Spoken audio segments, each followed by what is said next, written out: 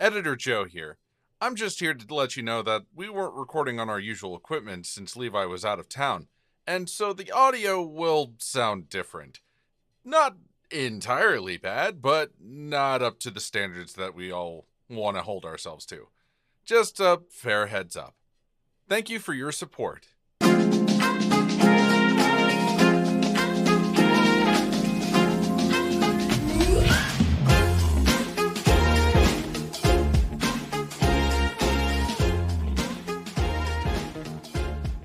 While the owl is away, the bunny and the possum will play. I'm not Levi. I'm also not Levi. And this is the Thought Vessel, Joe. Let's jump right in. Indeed.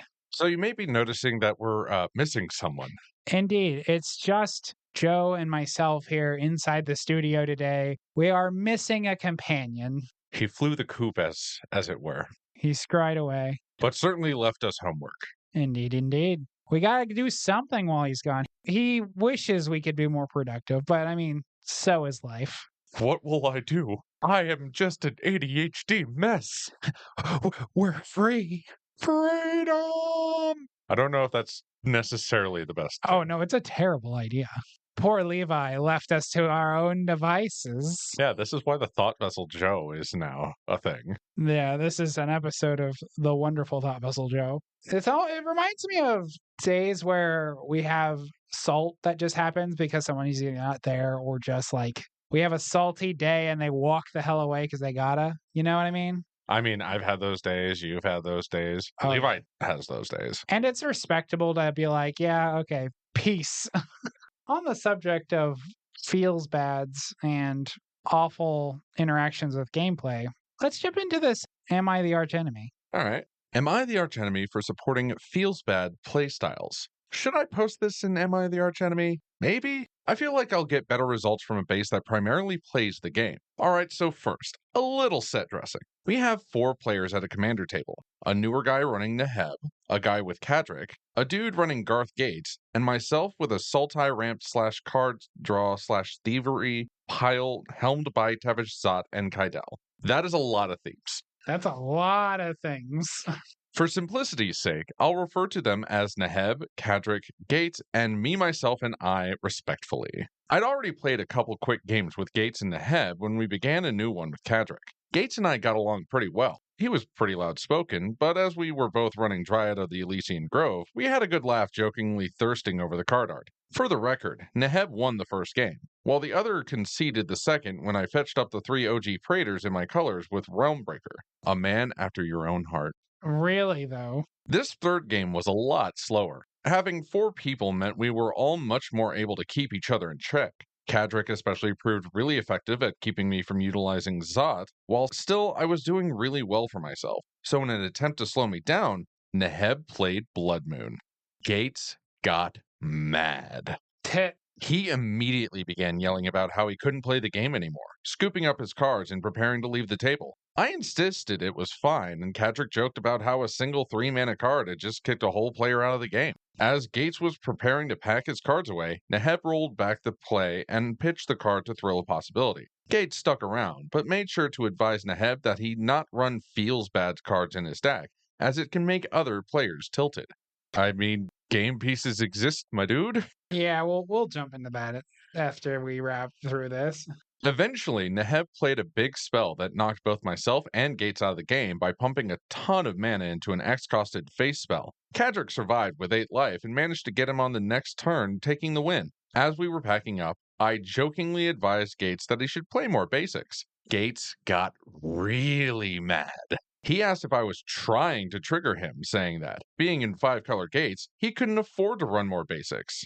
For the record, he had 3 basics and 40 total lands. I happen to know for a fact that there are only 21 Gates in Magic the Gathering, as of the writing of this post. Sure, you can pack a few utility lands in there, but he was running Field of the Dead as part of a landfall sub-theme, for instance, but I feel as though he could have afforded to cut a few of his shock lands for basics. Entering untapped is nice and all, but when you can get out Gone Gate as reliably as this guy did, he had done so in 2 of our 3 games. I don't know that it's that necessary to run them. He then went off about how Blood Moon is a stacks piece, and stacks is terrible for Magic. He came here to play Magic, after all, and this was preventing him from doing so. I feel it prudent at this point to mention that between the aforementioned Dryad, the Chromatic Lantern I'd seen in his deck, and the counterspell he used on one of my cards the turn prior, I believe he had the tools necessary to combat the Blood Moon if he could just plan around the mono red player having it. Not like it would have stuck around very long regardless. I was planning to cross and grip it as soon as my mana untapped. Kadric told me not to press the issue when I tried to argue in favor of stacks. It's an annoying part of the game, but I do think it has its place. Rhystic Study was in both of our decks, for instance, and he was also running Smothering Tide. Couldn't one argue that those are also stacks pieces? I let the matter drop and we said goodbye. I still believe I'm not wrong, but the guy did get pretty mad, and I'm worried he may have only exacerbated the situation. So what's everyone else's take? Who's at fault here? Is Blood Moon such a terrible card? Blood Moon Oh, is a man. terrible card, but not for the reasons you think. Yeah. So let's dissect this, right? Gates player got mad at one card that prevented his Gates from being Gates.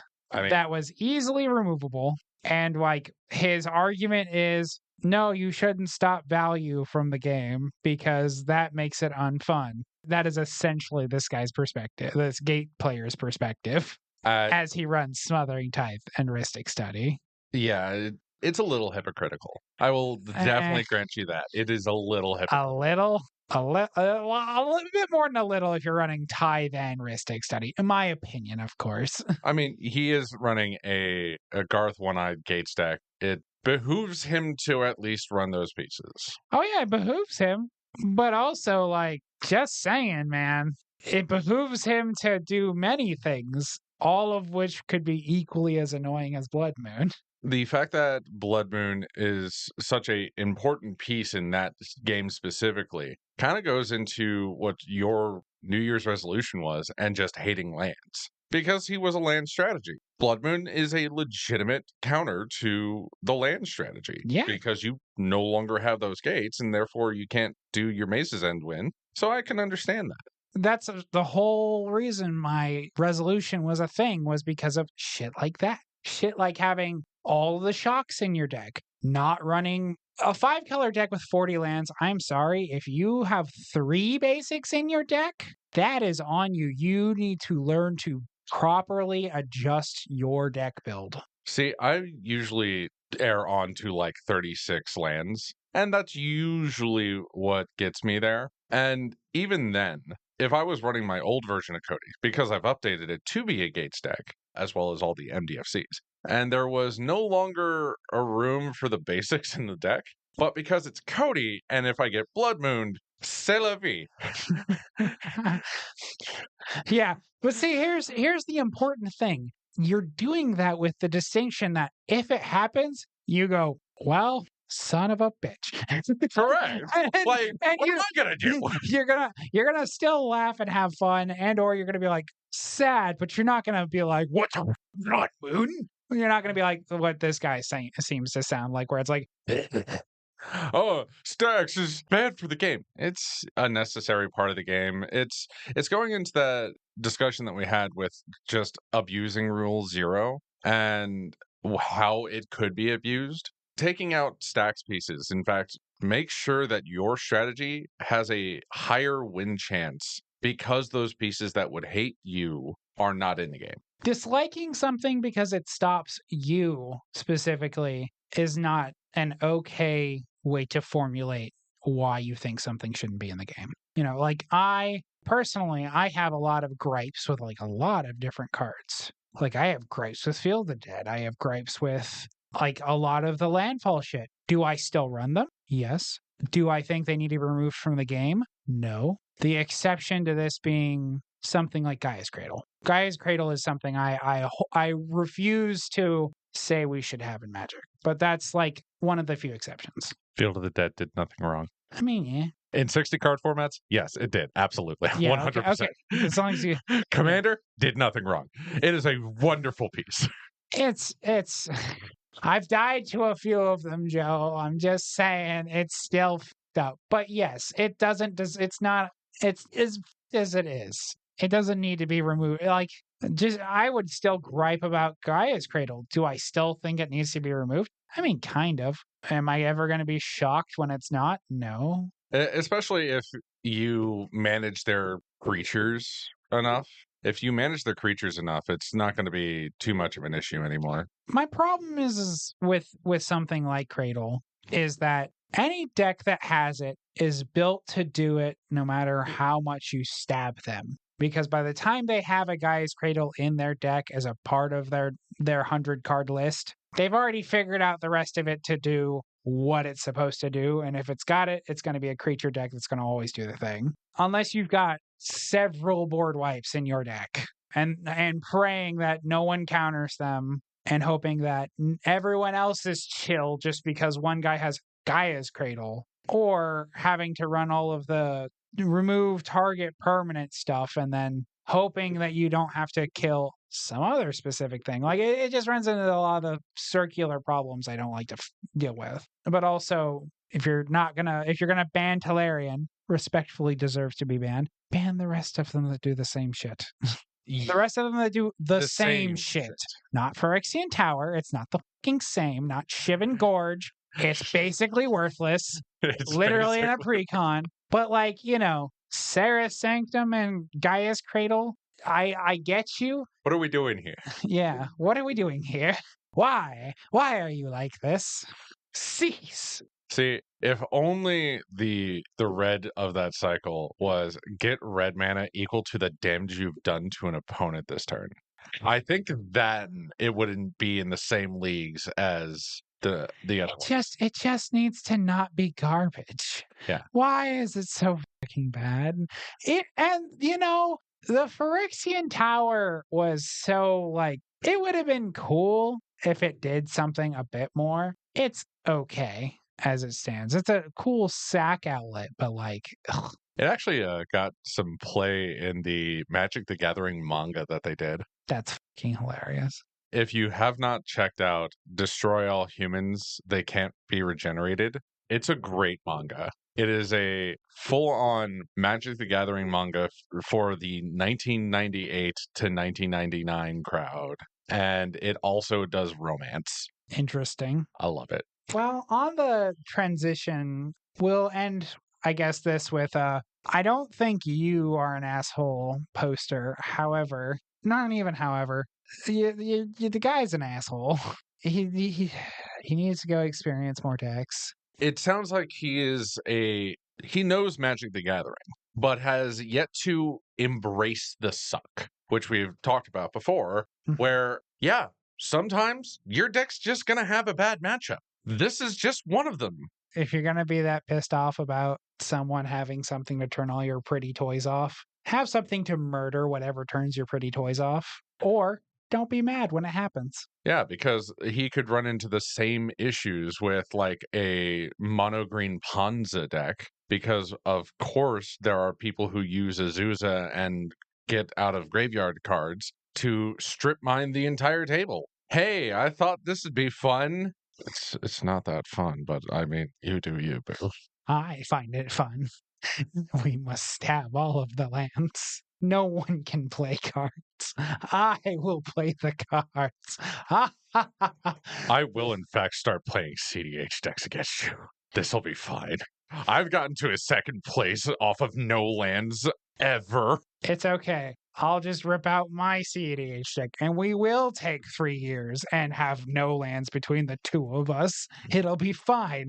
Yes, I'm throwing 30 dice. No, it's not my problem. Deal with it. But on to the transition here. We have a different topic to broach. Something we don't talk about too much. We're going to discuss healthy brewing habits. Kind of what are some of the habits we have that we would try to tell someone who's getting into Magic or who's kind of new, they got a pre-con or two, and they're going to try and start experimenting with hey, I want to build my own deck, and I here's a commander that I thought was cool, stuff like that. Yeah, and everybody has that transition point, because I know when I started, I just put in cards that I thought were cool and ran into a whole bunch of games where I'm sitting here doing a lot of nothing. This is ass.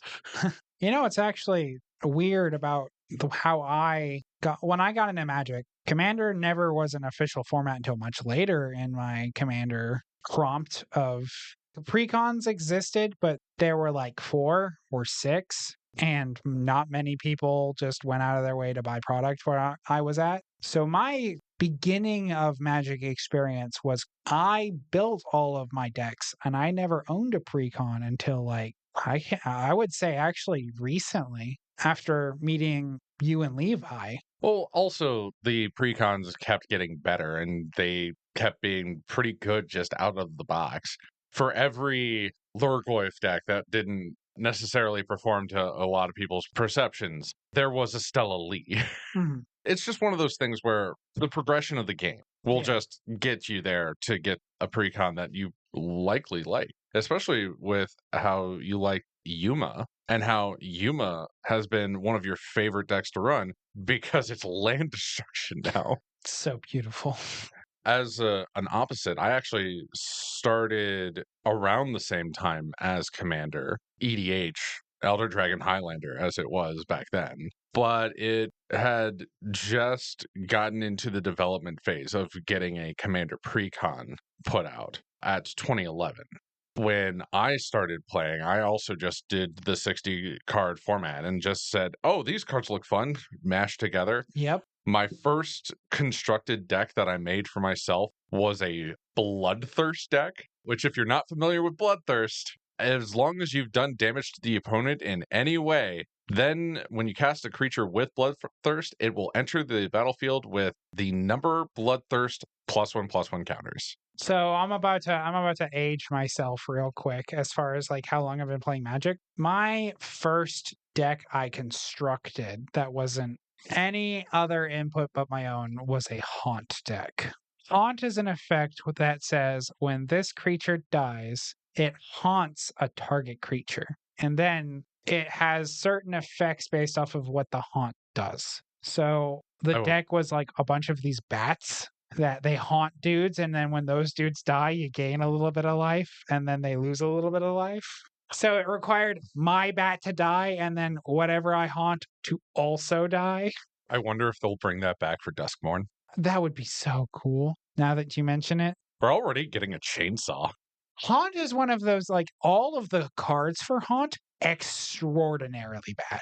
Like, the payoff was this really, really bad, like I said, like the bat. It's like a 4-drop. I think it was like a 1/2, Boy. and you had to have it die and then it haunt and then the thing die and it's like 2 life and they lose 2. But it's like the haunting it exiles it, I believe. So there wasn't like a repeatable return it from the graveyard shenanigans either. It was just like, now you're haunted. Oh, now it's dead.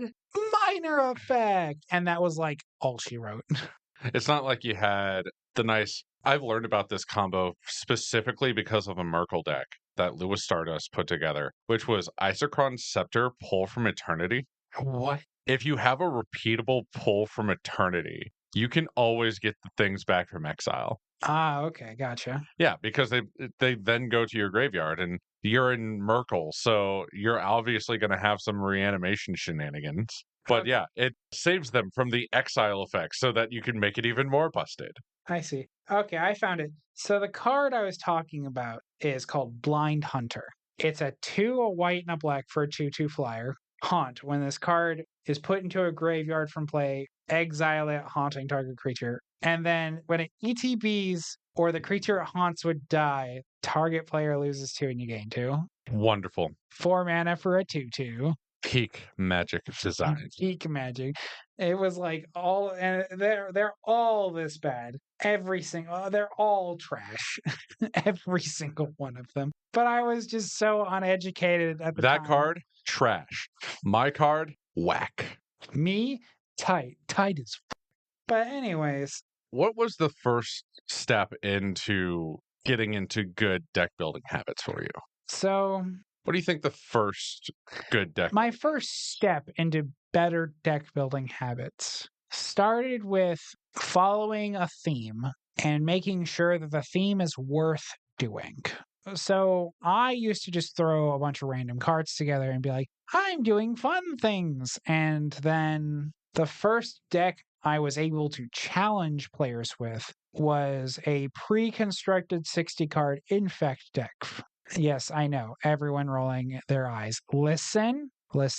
At the time I bought this deck, that was the set we had, and also I hail from New Phyrexia. What do you want from me? Those punks deserved it. No, they didn't. Yeah, they did. Don't you lie to me. I don't lie. Anyways.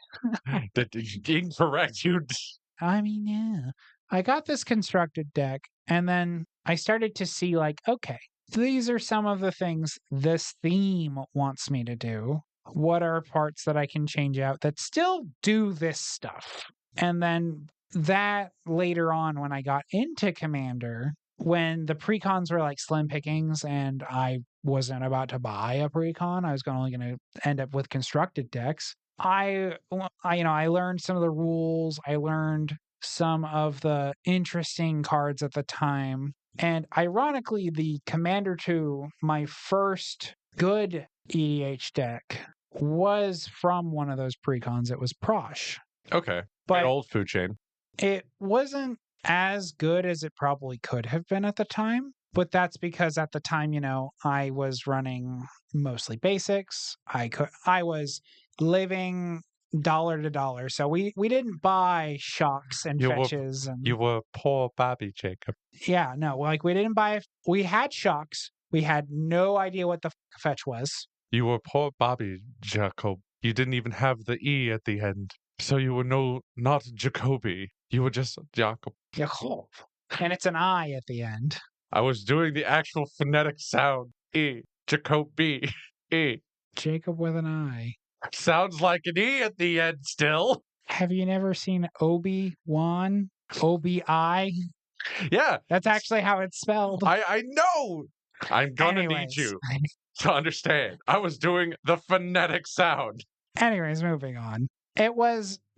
So when I had the deck, it did have food chain in it. However, the food chain had been a gift from a friend. It wasn't something I had purchased. I don't think at the time it was worth like $1 bajillion like it was for a while now. It didn't really do a whole lot besides make bajillions of kobolds and just be like, Maha! And sometimes that's all you need. Yeah, like it focused really hard on the Myth Unbound.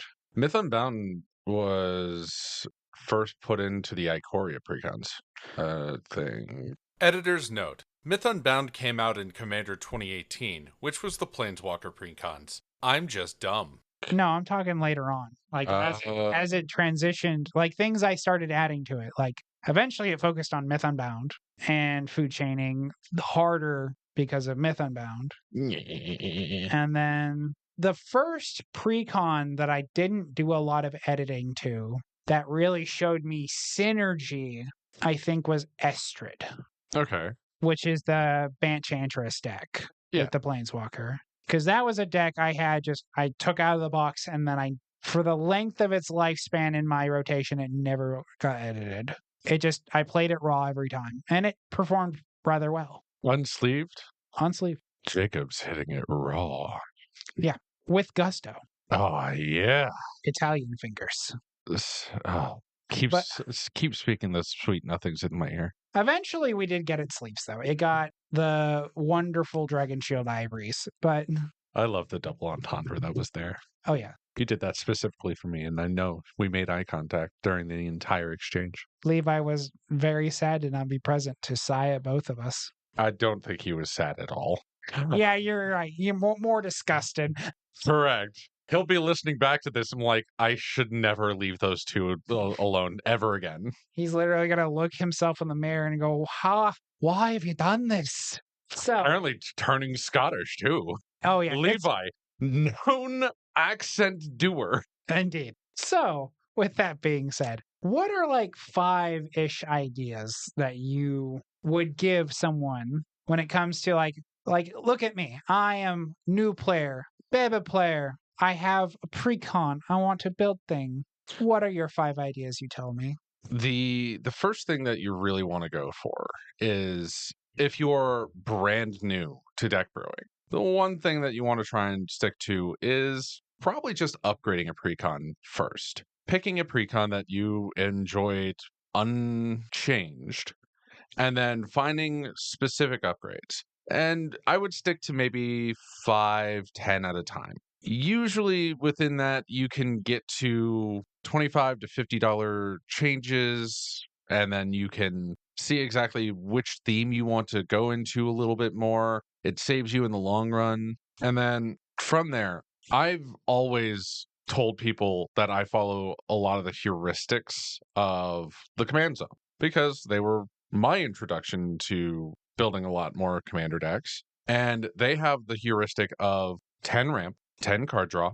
They used to have it be 5 spot removal, 5 board wipe. They've updated that as the format changes and evolves to be 10 spot removal and maybe 2 to 3 board wipes. Board wiping often is a slog.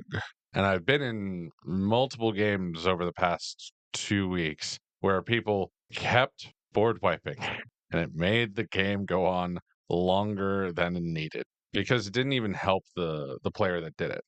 And then after you've experimented with upgrading a precon, upgrading one of maybe your friend's decks that they gave you to be introductory and say, here, I built this deck for you. And then you wanted to tweak it to put in cards that you like. The next thing you probably want to do is to try and build your own deck.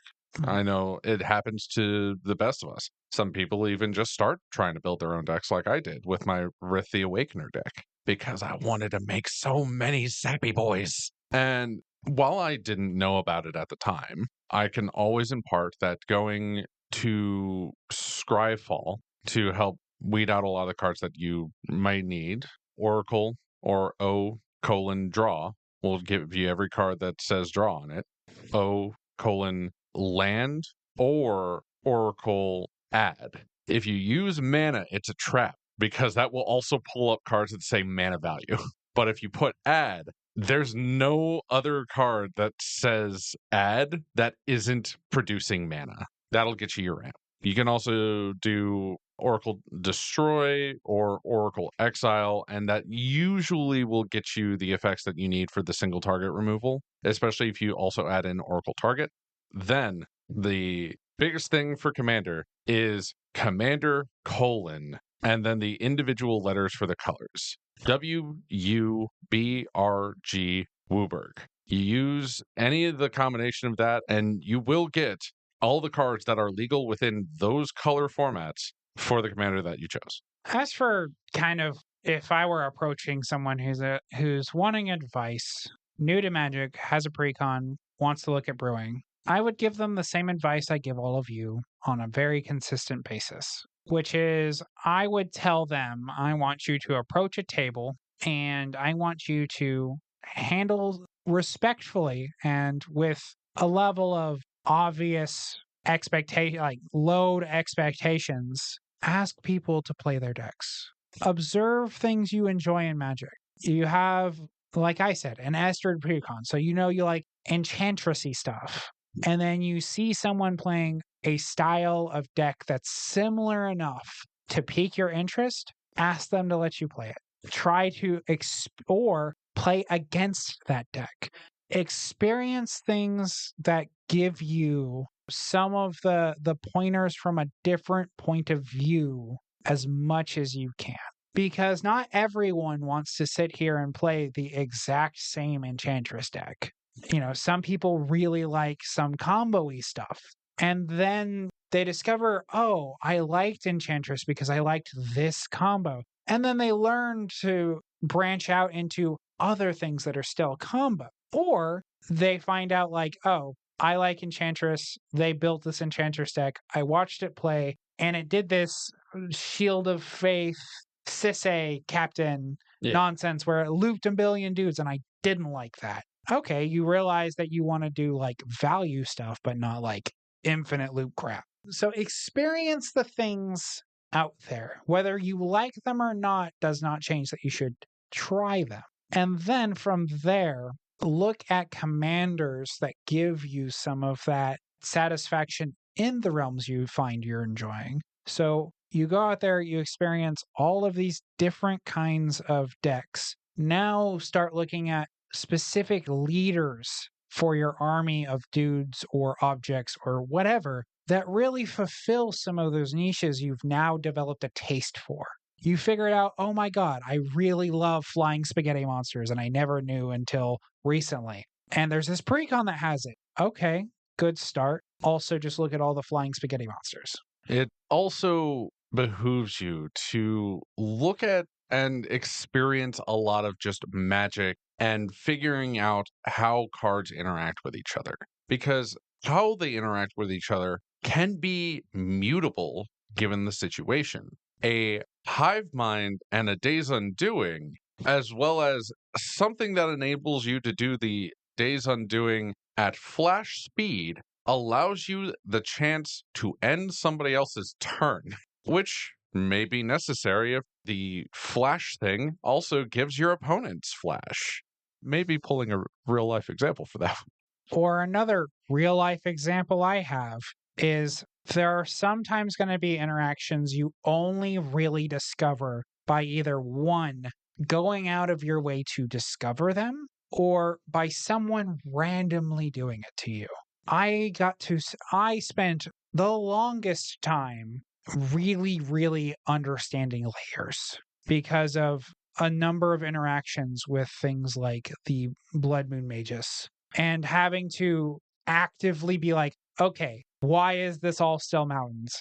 And then no one but like 3 people in that play group at the time having an answer, and 2 of the 3 people being wrong for other reasons. Having to go through and experience the annoyance of Blood Moon, because again, I'm going to advocate that it should be in the game. That doesn't mean I don't find it annoying. Yeah, it is a little bit annoying that you find out that a Darksteel mutation to turn the Magus of the Moon into a 0/1 bug that loses all other abilities doesn't stop the lands from being mountains. So like things like that where for everyone who doesn't understand what we're talking about, just to clarify, in Magic, there is a system called layers where each effect takes place on this system. If I recall, there's 6 layers. Want to say there's 7? There might be. Point being is that I'll look it up while you talk. Point being is that certain effects take place on these layers, and we have to go top to bottom. If, for instance, you go to Darksteel Mutation, a thing that removes all of these things from the Blood Moon Magus. Blood Moon Magus's effect sits on a higher layer than this aura. So, because it sits there, when we go to check the status of the card, that effect can't go away. It's just going to be there. So it is, in fact, 7 layers. Okay, 7. Layer 1, rules and effects that modify copyable values are applied. Layer 2, control changing effects are applied. Layer 3, text changing effects are applied. See Rule 612, text changing effects. Layer 4, type changing effects are applied. These include effects that change an object's card type, subtype, and or supertype. Layer 5, color changing effects are applied. Layer 6, ability adding effects, keyword counters, ability removing effects, and effects that say an object can't have an ability are applied. And finally, Layer 7, power and or toughness changing effects are applied. So Darksteel Mutation sits on Layer 4, and then the aforementioned Blood Magus sits on Layer 3. So Layers 3 goes before 4, therefore your stuff still is mountains. Sorry. Also, it was weird because I was following somebody who was trying to go for their judge exam, and they were given an example where so many different spells were cast onto this one creature of different variability. One of them was a switching of power and toughness while also increasing it. And oh boy, did I not understand that the timing of the change was ineffectual because of layers. Correct. I told you about that, and you thought I was crazy a long time ago. And then you physically watched it happen, and you were like, what the is wrong with this? Can layers. I also remember we had this whole discussion about Death Touch Trample. For the longest time, you thought it would stop all of, like, a number of the damage rather than just one. This was when I had my Yidris deck a long time ago. Oh, man, that had you going. Yeah, because it's dumb. Of course it's dumb. It's exactly lethal damage, man. it's in the same strain of if there seems like some wonky things going on, it's probably layers. The end all be all point is try to discover stuff, try to learn things, expand your palate, then redefine your taste.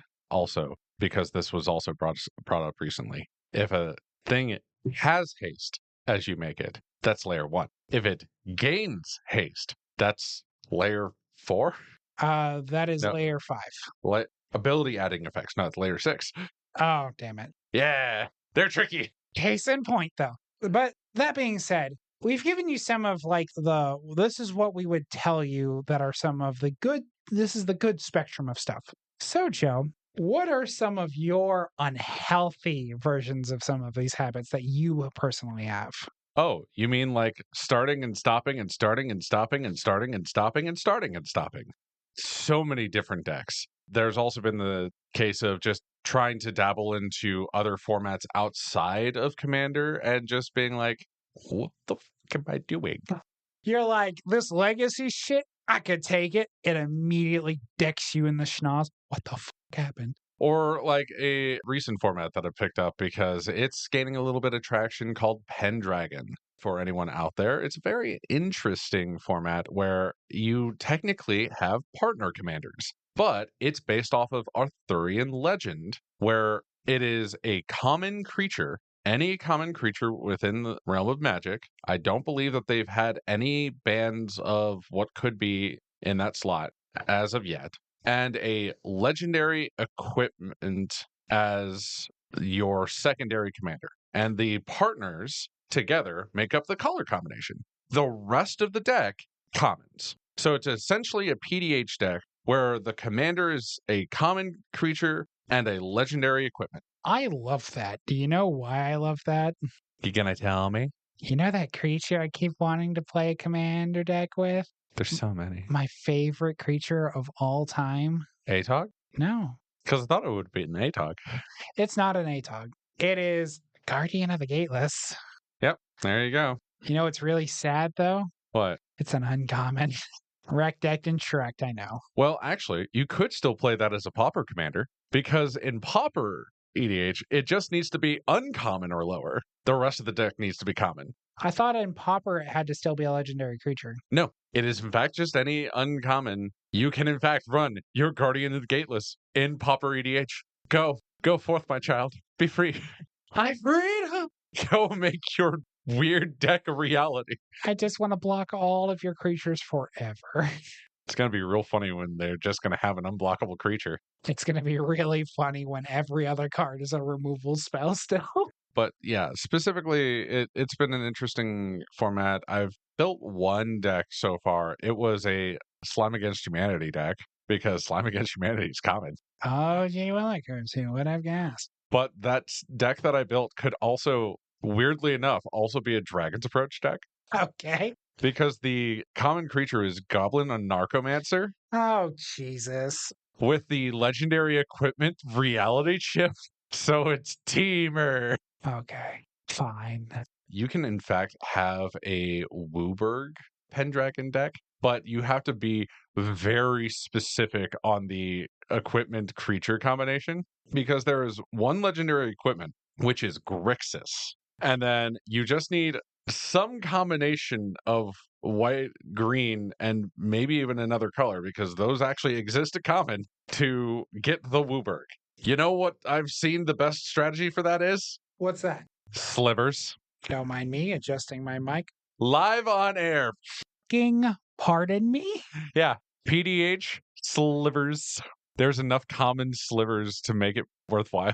Thanks. I fucking hate it. You're dropping a lot of F-bombs in this episode. Yeah, and Levi's not here to stop me. Ha ha ha ha ha ha. Anyways. I may. Oh, I have to edit it. you're mean. Yeah, because I don't want to edit. Well, if you don't want to edit, just leave them in. Anyways, what are one of my really bad habits? Oh, gee willikers. Wow, I'm so glad you asked. I'm getting way too lost in the sauce. Let me do this proper. Jacobi, in your professional opinion, what would you say is an unhealthy deck building habit that you possess? Getting lost in the sauce. I see. There you have it, ladies and gentlemen. Jacobi is lost in the sauce. Yeah, I tend to get so enthralled by a specific idea or thing. Case in point, I mentioned Guardian the Gateless and how I spent forever and a day wanting a deck for it to just be the thing. You have no idea how many times I've constructed, reconstructed, torn apart, and like rebuild a deck trying to make that work. And and when people go, why not just do this instead? My immediate answer is it's not the thing. Like with wizards, right? I get a lot of comments that are like, why don't you use like this card? It's literally everything your deck's ever wanted in its entire life. I look at it and go, yeah, that creature's not a wizard, all right. And they just look at me and they're like, yeah, but thing, it's not a wizard in my wizard tribal deck, friend. Yeah, I don't you care that it flips more coins for Krark. It's not a goddamn wizard or shaman. yeah, you are really stuck on your wizard kindred. They can't stop me if I stop myself.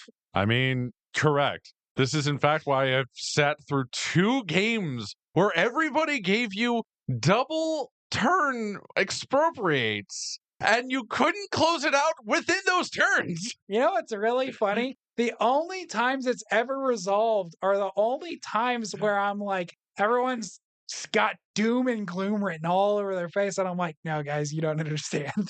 This does nothing.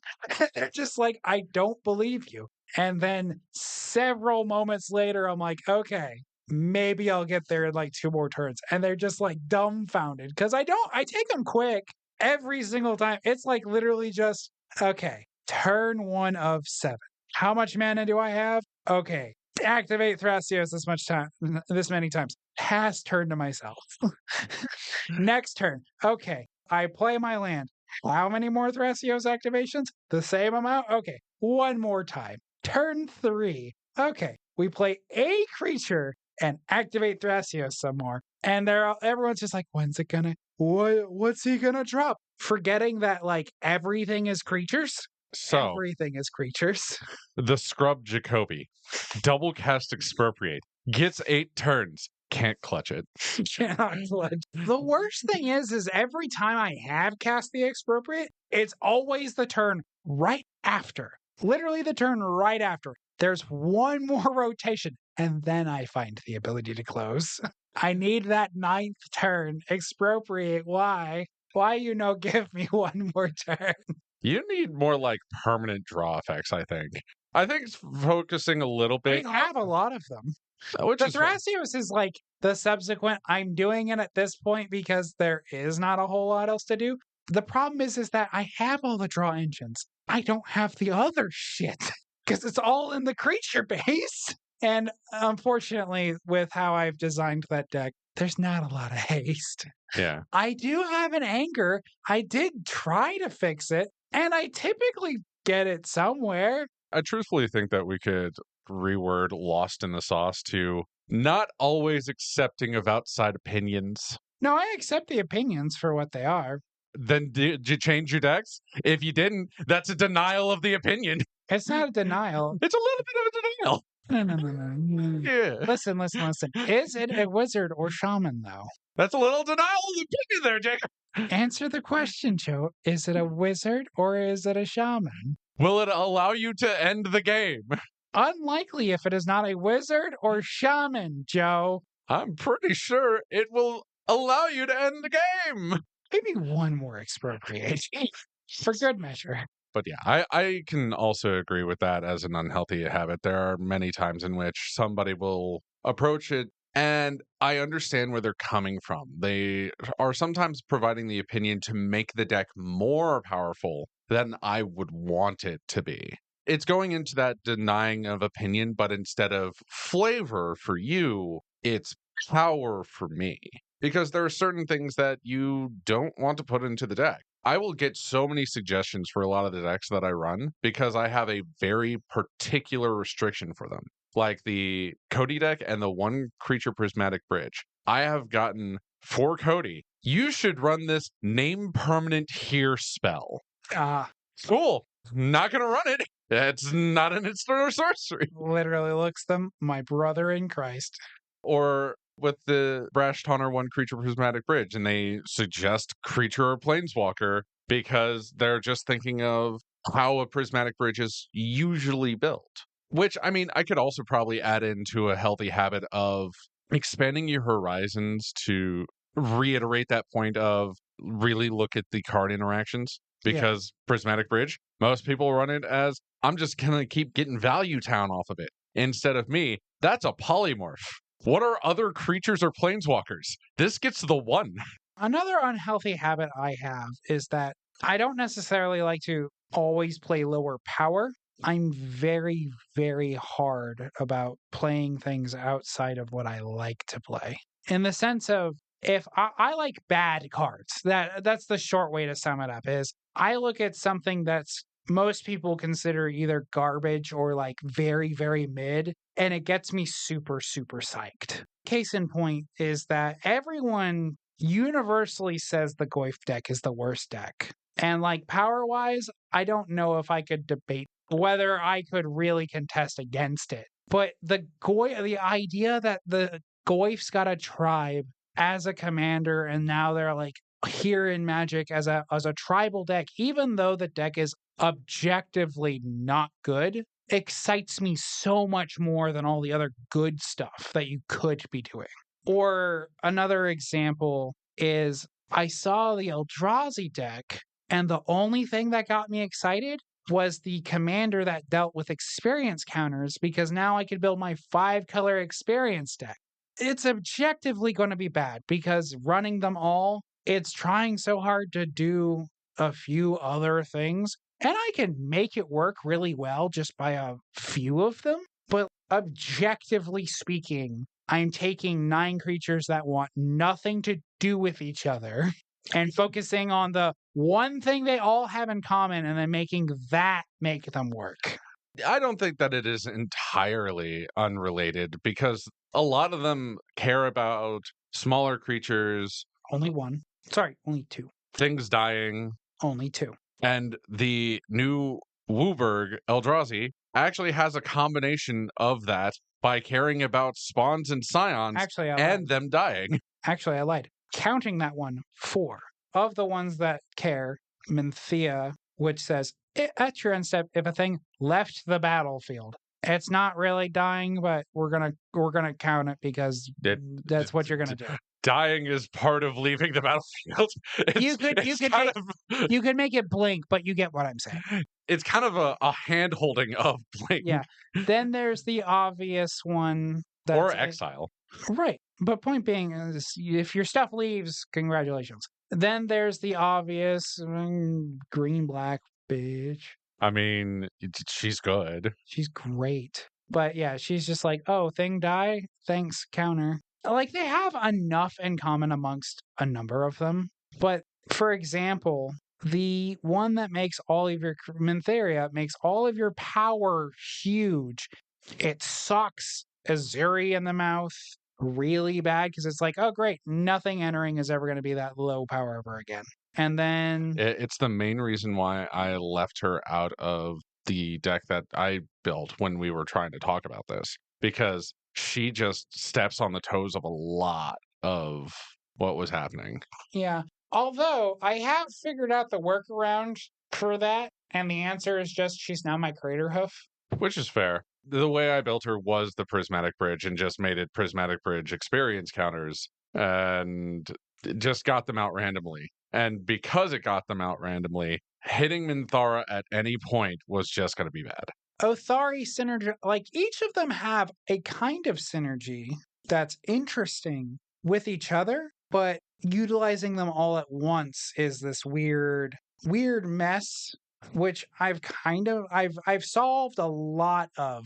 It's been a very educational experience for me, deck building wise. It's really hammered my how do I brew this in a way that's effective and still fun for me while also making it actually something to fight on a table, because I do this awful thing where I build a deck that hits my standards and then I bring it to a table and it does absolutely nothing because that's just how it is. But anyways, that being said, any other bad habits, Joe? Honestly, it is immediately going in with the mindset of absolutely, I can make this deck work.